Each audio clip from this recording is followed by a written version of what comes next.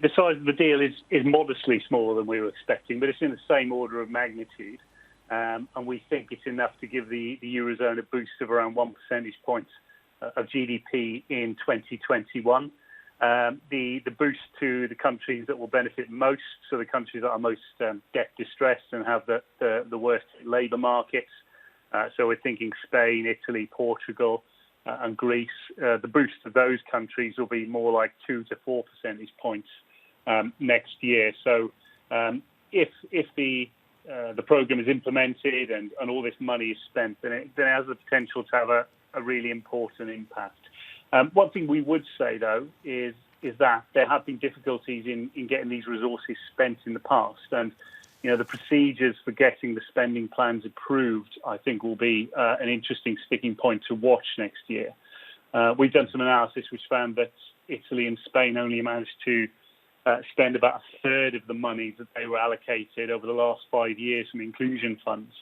And so, allowing this package to meet its promise really will depend on those procedures being more streamlined and more effective in allowing the money to get out and to get government spending it effectively. I just want to go back to something, Tom, you were just saying a little bit earlier. 1 percentage point to GDP in 2021. This budget's some $1.8 trillion. It seems like a lot of money to spend to get 1 percentage point of growth.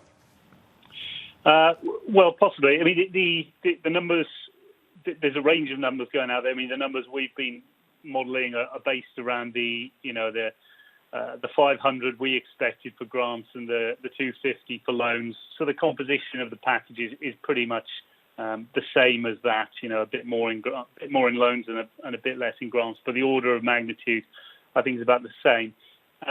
You could put it in a different context. You could put it in the context that total annual government spending around the Eurozone, for example, is around 6 trillion euros.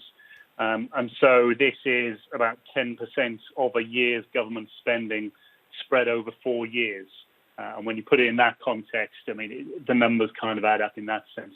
But it is a big step forward. It's a big step forward for, what we and lots of other economists have been saying about the Eurozone for a while, is that, there needs to be a more centralised fiscal policy. And as Charles Michel was saying, this essentially doubles the EU budget at a stroke. And so it's a potentially important step forward to the EU being able to use fiscal policy as a proper economic policy tool compared to the constraints that are around the EU and particularly Eurozone policy making at the moment.